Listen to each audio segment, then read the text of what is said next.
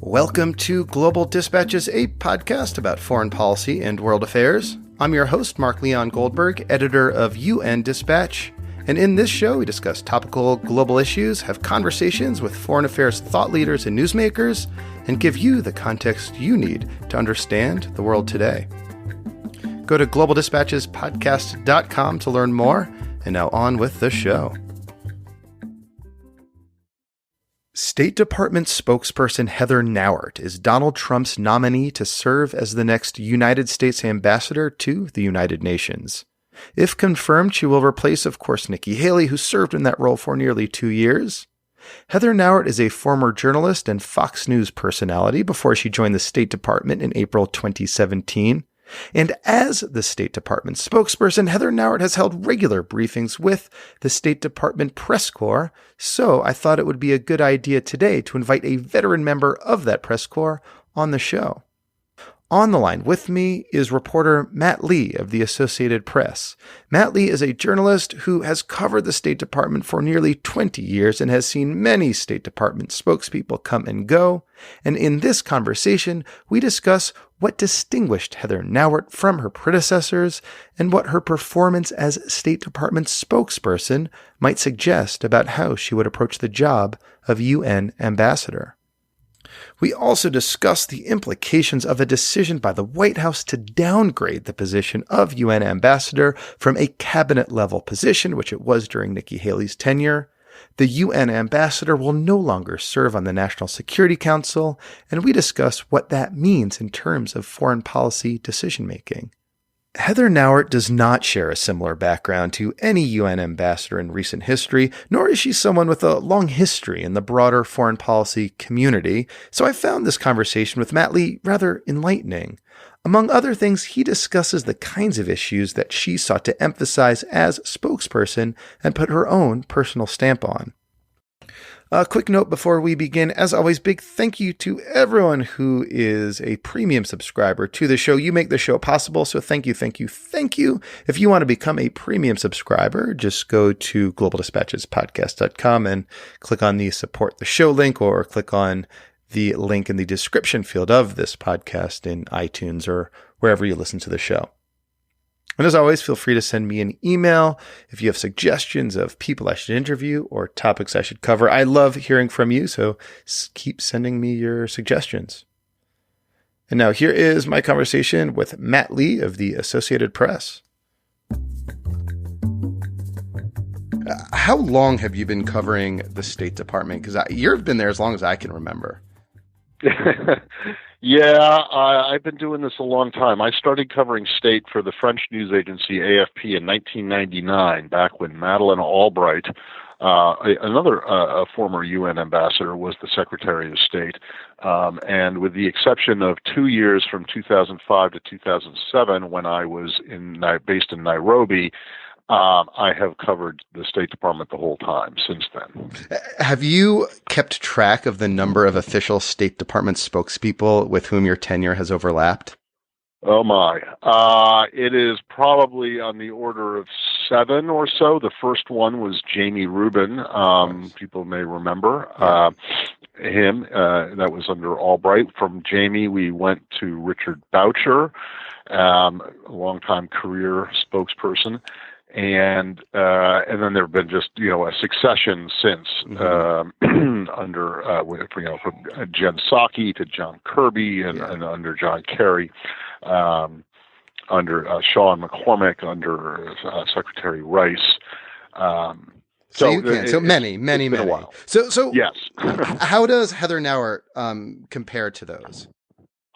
Well, she came into this job from a different place than most previous spokespeople have come from, with potentially one difference. Most of the people who I have interacted with as a spokesperson have been career diplomats or career government workers. Jamie Rubin obviously worked for Madeleine Albright at the UN and had a foreign policy history on the Hill before, and an arms control history when he was the spokesperson. And the one exception to has been Jen Psaki, who came to the State Department from the world of politics. Heather is unusual in that she came from the media world with no government experience and not really any political experience to speak of before she came. Did you know her before she became spokesperson in April 2017? I did not. No. Yeah, I did not. I don't make a huge habit of watching cable news, any cable news, except while I'm at work, which I understand was probably after she went off the air. After her show went off the air, which was early in the morning. So I had no experience, no interaction with her at all before she came on board. I'm with you. I have no cable. I don't really watch cable news, let alone Fox News, which is not my own sort of disposition. But so she's been spokesperson for a year and a half, right, since April 2017. So from Correct. her year and a half in the podium, I mean, have you learned anything about any of her own foreign policy preferences, or maybe more broadly, have you gained any insight about the kind of issues that animate her? Well, I can tell you that when she first started working for former Secretary Tillerson, she had not been his first choice or any choice at all. The White House wanted her in that job. Secretary Tillerson had other. He had other preferences. He did not get his way on that, and they had a famously strained relationship.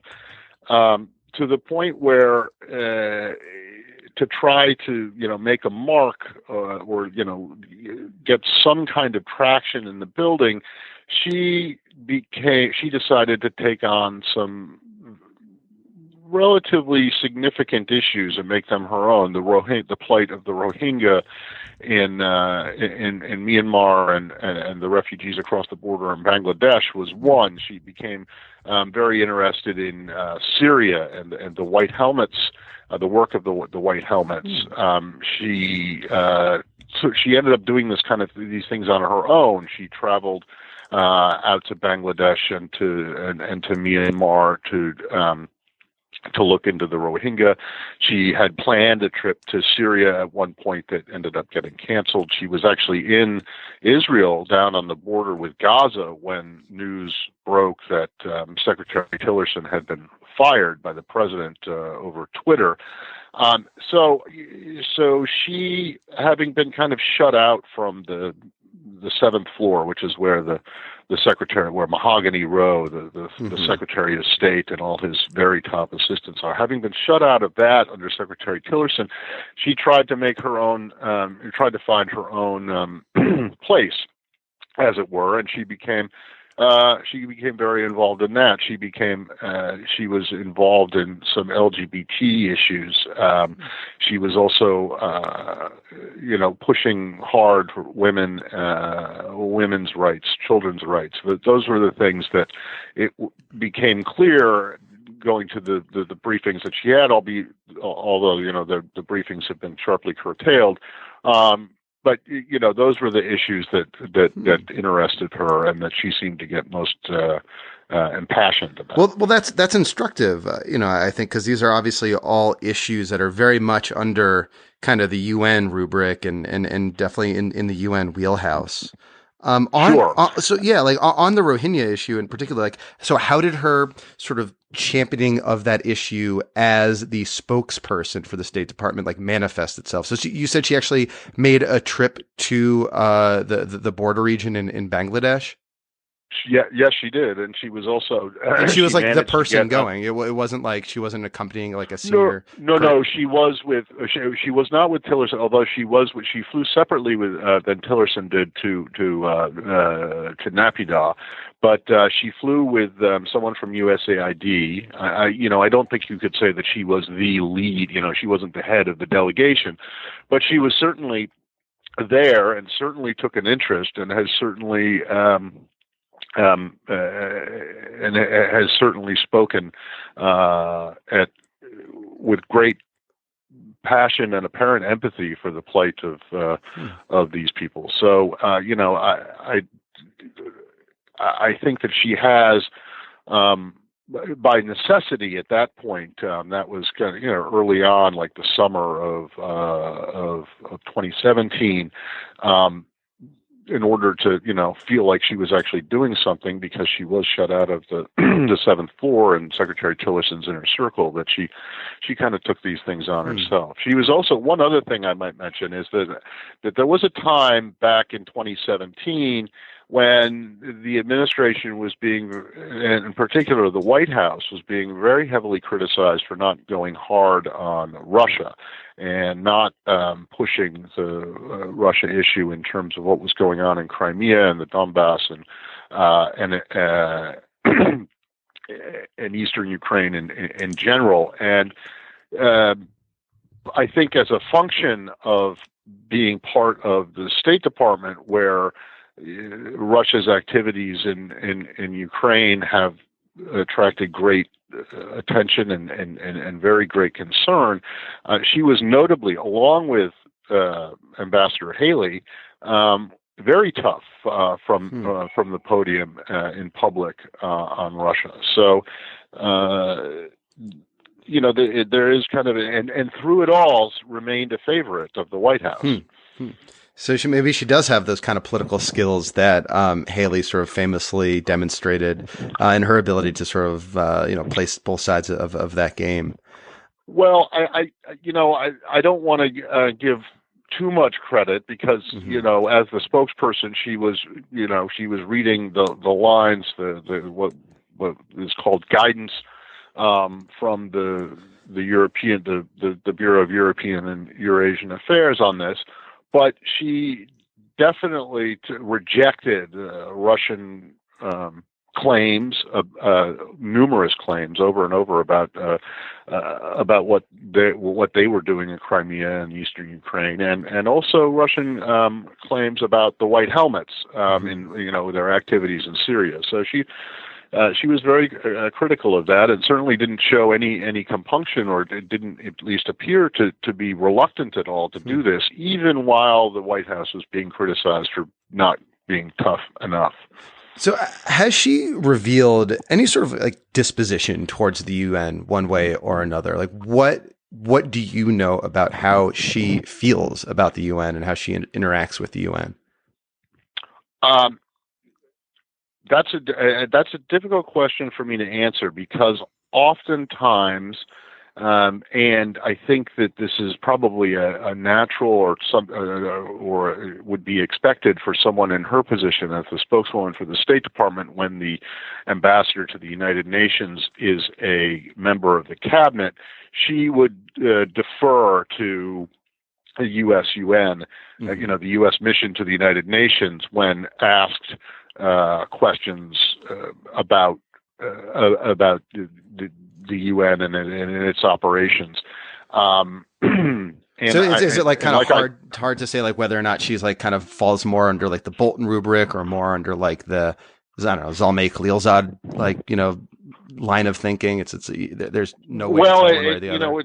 It's hard to say, because the policy decisions that have been made about the UN so far in this administration, all of which have been, or most of which have been highly critical of the UN and the withdrawal from UNESCO first, then the withdrawal from the Human Rights Council, then the cutting funding to UNRWA, the Palestinian Refugee Organization, has don't all forget been, the Universal Postal Union. And the Universal Postal Union, yes, that too. Have all been taken, those have all been policy decisions that she has not, I haven't heard at least. I mean, she might have a personal opinion about them. But one of the things about being the State Department spokesman is that, you can't have you can't let your personal feelings bleed into this stuff. You represent the administration and you speak the administration's line. I'll give you one anecdote. This doesn't involve her, but at the end of the Clinton administration, when Richard Boucher was the spokesman for Madeleine Albright, he took over from Jamie Rubin. The last working day of the Clinton administration, I asked Richard Boucher at the State Department briefing what the administration's position was on the CTBT, the Comprehensive Test Ban Treaty. And he said, well, we support it. We wish the Senate would pass it. Well, the first day of the Bush administration, Colin Powell kept Richard Boucher on as spokesman. The first working day, the first day we had a briefing, and I asked Richard again, same guy, 3 or 4 days difference, maybe 5. I said, what does the administration think about the CTBT? And with a complete straight face, he said, this is not something we think is worth pursuing. We're not going to vote. Would you implore the Senate to pass it? No. We don't think it's necessary. So, this is the kind of situation you get into when you're a career diplomat or a career foreign service officer or a career anything. But that extends even to when you are just a political appointee who is a spokesperson. You have to, to represent the administration's policies in the best possible light, and your own personal feelings can't shine through. So I have no idea what her personal feelings that's are not like that's not like a terribly dissimilar position than a UN ambassador who's not in the cabinet, right? You are just representing the White House and Foggy Bottom's views on certain matter, and you're sort of like almost a vessel to explain to the rest of the UN what the U.S. government's position is. Right, I think that's correct. It is similar in that. However, I think that Ambassador Haley has, at times, gone out on her, paved new or trod new trails, as it were, or at least slightly different ones than at least the White House has. I'm not sure that we can expect to see that kind of thing from Heather if she is confirmed, but I do think that she will represent this administration and its policies, whatever you think of those policies. She has been a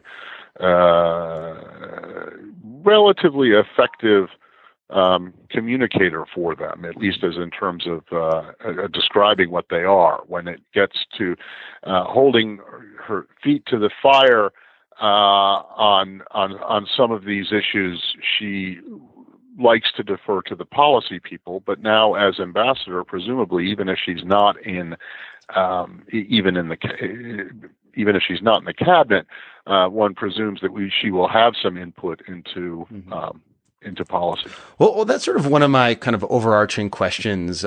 Should she serve in this role? Should she be confirmed? I mean, she'll have a resume that's a lot different than her predecessors. The last 2 ambassadors from the Obama administration, had a background in, crisis management in Africa, which is like most of what the Security Council in the UN does. And then you had Nikki Haley, who was a very skilled politician, though didn't have much of a foreign policy resume, but whose political skills seemed to make up for whatever she lacked in sort of background and experience. And so I guess my question sort of looming over Heather Nauert's nomination is whether or not her considerable skills as a communicator will make up for other sort of her lack of experience in diplomacy or her lack of like political experience. Well, I think we just have to wait and see. Mm-hmm. I think that it's going to be a bit trial by fire. I think a lot will depend on, how good her staffing is, because, as much as she has pushed back on what she has seen as harsh or what she sees as unfair questioning during State Department briefings. There's a big difference between that and dealing with, the Russian ambassador or the Chinese ambassador when you're talking about, sanctions on Iran or talking about sanctions on North Korea or what to do about Russia. And it's not clear to me, and I don't think we can tell from her 18 months as the spokesperson here, how how she'll react or how she'll respond in a situation of, relatively intense pressure in a heated Security Council debate, for example. So finally, I'm curious to learn from you how you think the bureaucracy of foreign policy decision making will change with a UN ambassador who is not in the National Security Council, who's not a cabinet level official. How will those reporting lines work? Where might there be sort of complications in decision making? I guess, like, what do you expect to be maybe some friction points in the years ahead should she be confirmed? Right. I'm not sure that there are going to be that many friction points, at least between the U.S. Between U.S. UN, the mission there, and the White House. There could be some. But I don't really see it with the State Department proper. But my gut impression is that, well, let's start with the fact that I think this is a pretty well-established fact that this administration does not exactly hold the United Nations in the same high or the same regard as previous administrations had, including the George W. Bush administration. Remember that it was his administration that rejoined UNESCO after an absence of a decade or so.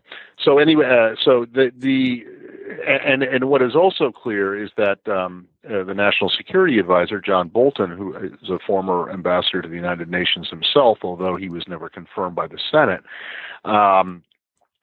and the Secretary of State, the current Secretary of State, Mike Pompeo, want to really leave their stamp on what goes on in New York. And so I'm not sure that whereas you might have expected Nikki Haley, Ambassador Haley, to push back on something that she thought was not correct or something that she didn't agree with in terms of policy instruction from the White House, she had a voice in it, and she had her own way of making her own feelings known.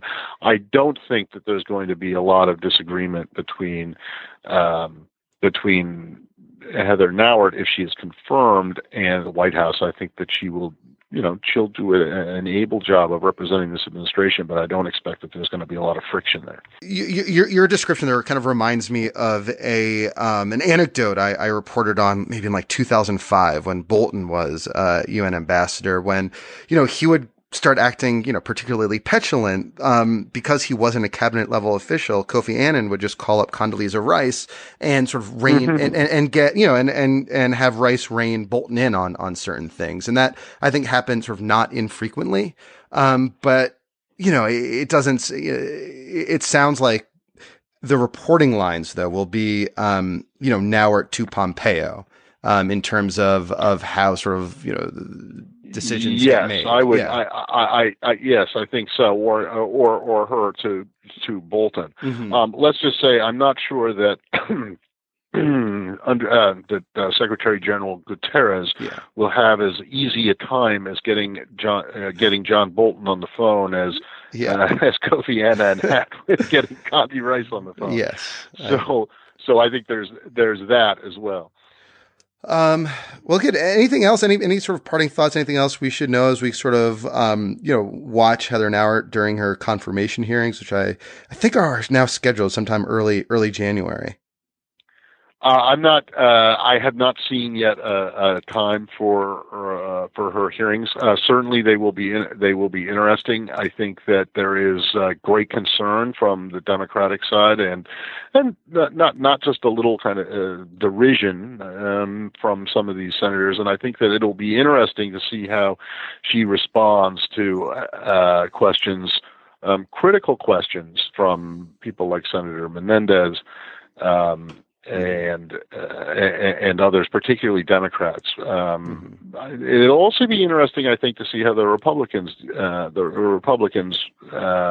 her, because while most senators, I think, operate pretty much on the principle that the president has the the right, and certainly it's his duty, and certainly has the authority to appoint whoever he wants as ambassador anywhere, that there are real concerns that she doesn't have the lack of experience or the depth of the seniority to be effective on the job. But we'll see, and I think that it'll be we'll get a preview of what she might be like in the Security Council when we see her before the Senate Foreign Relations Committee. All right. Well, Matt, thank you so much for your time. This was helpful. Thank you. No, my pleasure. All right. Thank you all for listening. Thank you to Matt. That was very helpful. And yeah, it'll be interesting to see her confirmation hearing. That was actually a moment early on when Nikki Haley, who also didn't have much of a foreign policy background, when she was nominated to serve as UN ambassador, actually impressed me with her kind of general knowledge of the UN, and also the kind of non-hard line she took towards the UN. That, of course, evolved over time. The longer she served in that role, the more of a hardliner she seemed to become. But yeah, it'll be interesting to see how Heather Nauert performs during those confirmation hearings, and what kind of opposition she might be met with from Democrats in particular. As always, big thank you to the University of Manchester's Global Development Program for being an ongoing supporter and sponsor and content partner of the podcast. Look out for another episode from that content partnership coming soon. We'll see you next time. Bye.